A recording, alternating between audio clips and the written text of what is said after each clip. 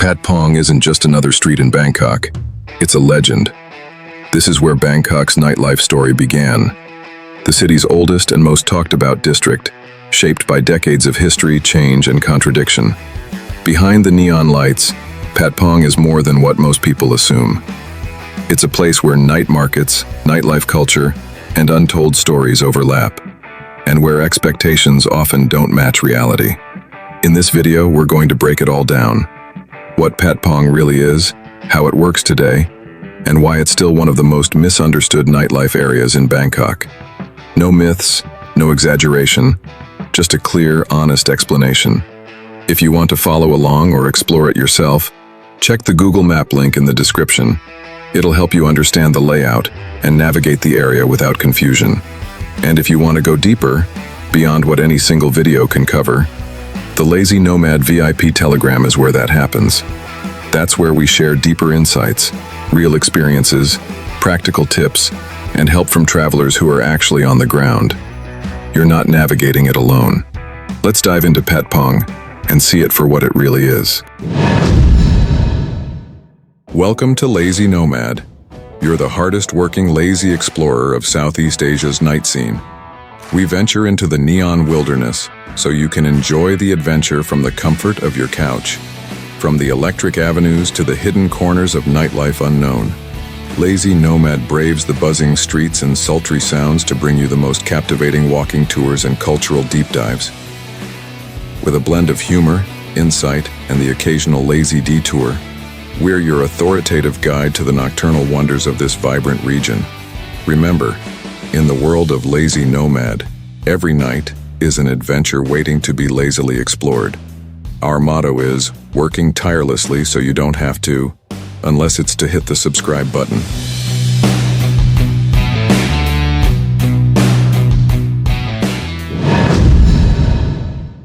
Patpong's story starts long before the neon signs and crowds. This was once a quiet banana plantation owned by the Patpong Panich family, right in what's now Bangkok's Silom district.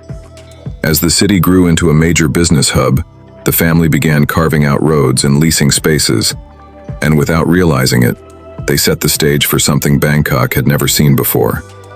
Then everything accelerated. During the Vietnam War era, more and more American soldiers on leave came looking for entertainment, and Patpong quickly shifted from a normal street into Bangkok's early nightlife hotspot.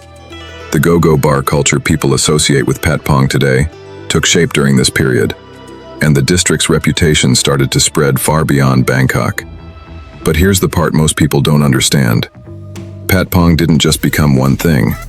It evolved into a layered mix of history, nightlife, tourism, and myths. And that's exactly why so many visitors arrive with the wrong expectations. So what did it evolve into? And how does it actually work today?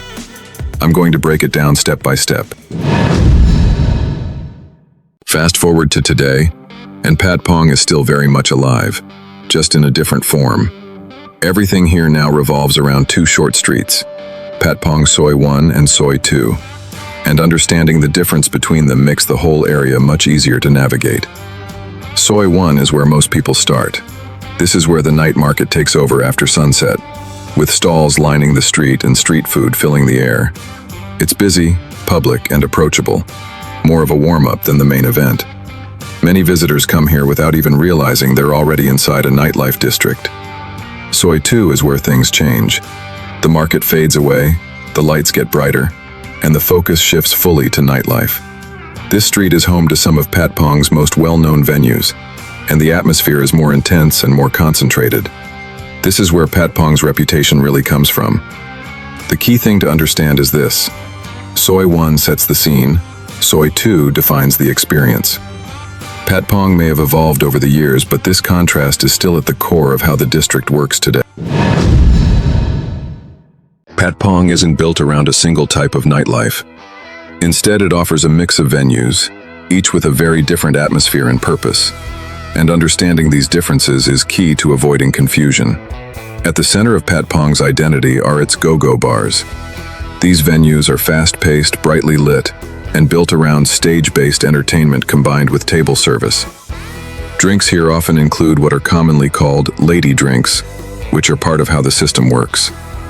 This is the style of venue most people associate with Patpong, and it's where many first-time visitors start. For those who prefer something calmer, Patpong also has hostess-style bars. These places focus less on spectacle and more on conversation.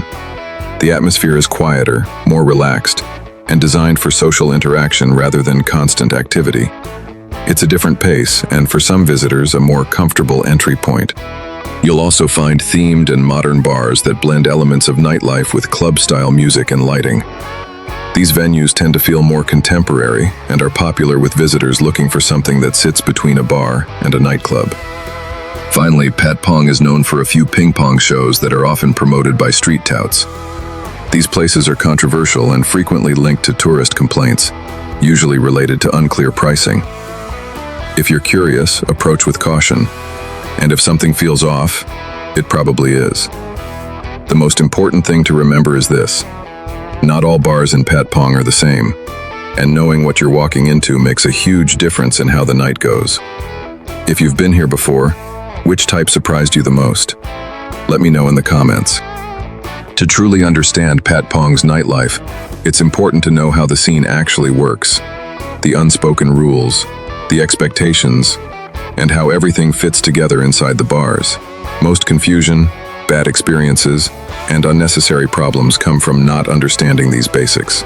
If you want to go deeper and navigate Southeast Asian nightlife like a pro, with real-world warnings, practical tips, common mistakes to avoid, and honest breakdowns, all of that is covered inside the Lazy Nomad VIP group.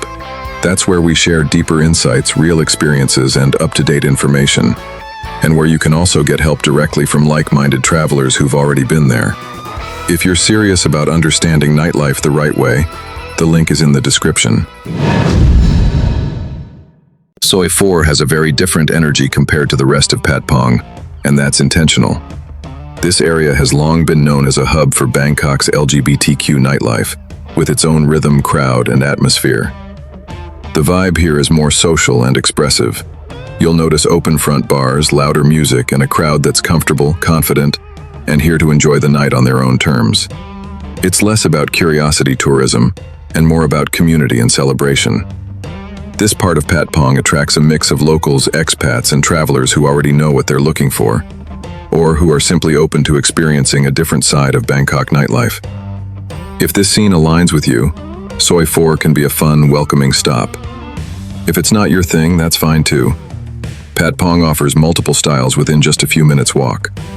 Understanding these differences helps you choose the right spots, avoid awkward situations, and enjoy the area with respect. Just a short walk from Patpong, Soi Thaniya feels like a completely different world. This small street is often called Bangkok's mini Japan town, and once you step inside, it's easy to see why. Soi Thaniya is centered around Japanese-style karaoke venues, where the focus is less on spectacle and more on private rooms, conversation, and a very specific nightlife culture. The atmosphere here is quieter, more structured, and clearly influenced by Japanese social norms. You'll mostly see Japanese expats, businessmen, and travelers who already know what this street is about. That's also why many tourists pass right by without realizing it even exists. It doesn't advertise itself, and it doesn't try to attract everyone. If this side of Bangkok nightlife sounds interesting to you, I've already covered Soi Thaniya in much more detail in a separate guide. You'll find the link in the description. Patpong is a must-see for many visitors to Bangkok, but it's also a place where a bit of awareness goes a long way.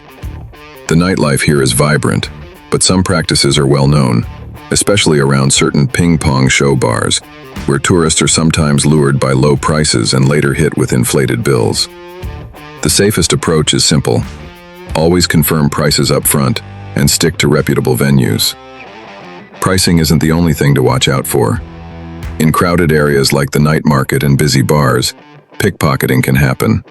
Keep valuables close, use bags or pockets with zippers, and avoid flashing phones or wallets unnecessarily.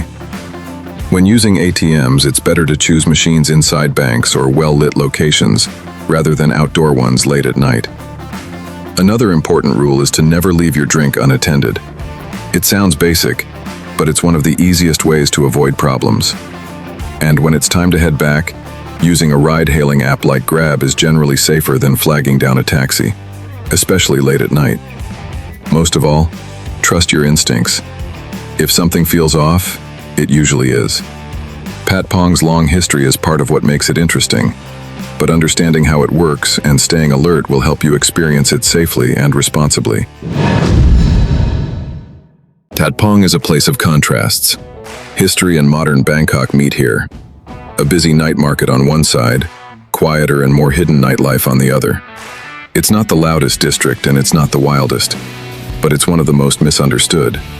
Whether you're coming here out of curiosity, to experience a piece of Bangkok's nightlife history, or simply to understand how this area really works, Patpong shows a side of the city that's layered, complex, and very different from what most people expect.